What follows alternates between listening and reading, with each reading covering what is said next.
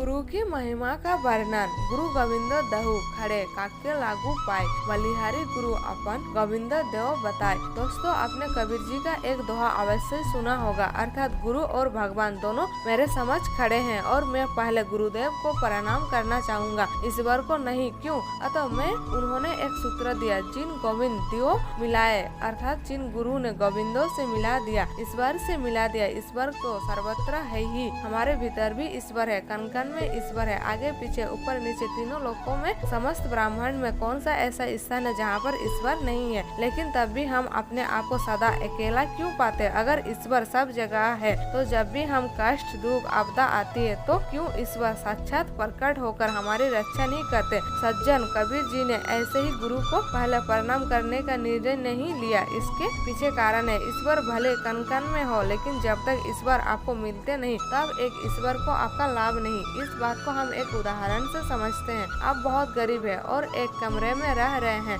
न खाने को भोजन, पहनने को वस्त्र, और बीमार है, इलाज के लिए पैसे नहीं है। और मान लीजिए उस कमरे में जहाँ पर आप जमीन पर चादर बिछाकर सोते हैं, उसी के नीचे जमीन में खजाना पड़ा हो। वो खजाना तो है, लेकिन अगर वो खजाना आपको मिला ही नहीं तो क्या उसे दबे हुए खजाने का आपको लाभ है? आपकी गरीबी दूर होगी, जाहिर सी बात है नहीं। लेकिन अचानक आपके पास कोई भद्र पुरुष आता है, वो व्यक्ति कहता है कि भाई थोड़ा सा हटना तो, और यहाँ से खुदाई करके जहाँ तुम बैठे हो ठीक उसी के नीचे खजाना है, आओ मैं साथ में लगकर उसे खुदवाता हूँ, और देखते ही देखते तुम अपार धन के मालिक हो जाओगे। आप संदेह ना करें और एक बार उनकी बात मानते हुए आप यहाँ से खुदाई करें, और क्या पता है हीरे जवाहर धन संपदा से भरपूर्ण एक सुंदर खजाना आपके हाथ लगता है। निश्चित ही आपकी गरीबी, आपकी दरिद्रता वो खजाना ही दूर करेगा, इसमें कोई संदेह नहीं। लेकिन जैसे ही एक तरफ खजाना पड़ा है जो आपकी दरिद्रता को दूर करेगा, और एक तरफ वो सज्जन पुरुष खड़ा है जिन्होंने वो खजाना आपको खनवाया, आपको प्राप्त करवाया, तो बताइए इस स्थिति में आप किसको प्रणाम करेंगे?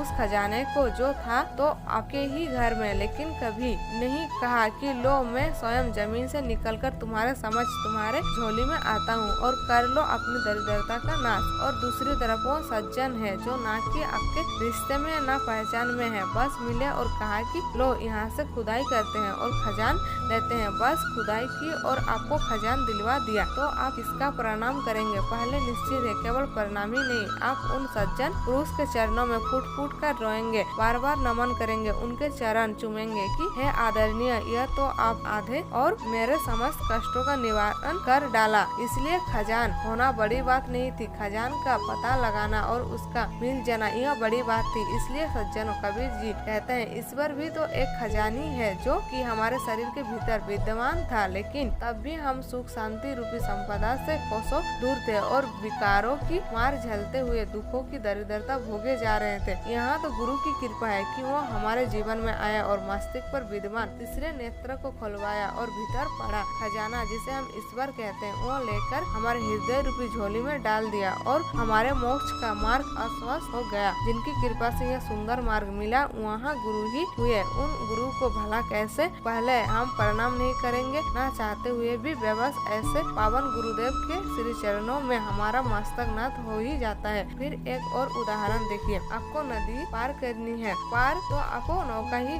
लेकर जाएगी, और जिस वक्त आप नौका में बैठते हैं उस पार पहुंच जाते तो निश्चित ही आप नौका में बैठकर पार हुए। लेकिन जैसे ही आप पैसा देने लगे तो क्या आपने नौका को पैसा दिया कि हे नौके ये लो 20 रुपया और आपका बड़ा धन्यवाद? आप ऐसा नहीं कहते, आप मलाह को कहते हैं कि हे मलाह आपका बहुत धन्यवाद और यहाँ लीजिए उतरवाइए और हमारी सेवा स्वीकार कीजिए। यहाँ अपने नौका को पैसा नहीं दिए बल्कि मलाह को दिए। क्यों? क्योंकि बिना मलाह के नौका किसी काम का नहीं। सज्जन गुरु मलाह होता है और नौका ईश्वर है। निश्चित ही ईश्वर पर सवार होकर हम पार लगाना है, लेकिन अगर गुरु रूपी मलाह नहीं होंगे तो नौका रूपी ईश्वर वह भी हमारे किसी काम की नहीं होगी। इसलिए सज्जन सोते ही हमारे मन में मलाह के प्रतियोगिता का भाव आ जाता है। एक और उदाहरण लेते हैं, हम बीमार है, स्वाभाविक है कि दवा की हमको ठीक करेगी। आप हॉस्पिटल जाते हैं तो क्या वहाँ पर पड़ी हुई अनेक दवाइयाँ तो में कोई भी दवाई उठाकर खा लेते हैं? जी नहीं। ठीक तो आपको दवा ही करना है, लेकिन उसके पहले आप किसके पास जाते हैं? आप डॉक्टर के पास जाते हैं और डॉक्टर से कहते हैं कि डॉक्टर साहब हमें ठीक कर दीजिए। निश्चित ही ठीक तो दवा ही करेगी, लेकिन आप कहते हैं कि डॉक्टर साहब आप ठीक कर दीजिए और डॉक्टर आपको दवा देते हैं, आप ठीक होते हैं और जैसे ही आप ठीक हुए आप धन्यवाद किसको करते हैं? डॉक्टर की, ना कि दवाई की। अर्थात दवा तो है, ठीक भी दवा ही करेगी, लेकिन बिना डॉक्टर के वो दवा आपके लिए मिट्टी के समान है। और बिना डॉक्टर के अगर आपने सीधे दवा लेना आरम्भ कर दिया तो हो सकता है कि आप अधिक बीमार पड़ जाए। ईश्वर भी दवा है जो कि हमारी 84 लाख युवनियों की बीमारी का इलाज है, लेकिन क्योंकि गुरु वैद्य है, उनके बिना अगर आप कहेंगे कि ईश्वर रूपी दवा आपको लाभ कर जाएगी तो यहाँ भ्रम है। इसलिए ग्रंथों में कहा है, मेरा वैद्य गुरु गोविंदा हर हर नाम औकद मुख देवे काटे जाऊं की फंदा।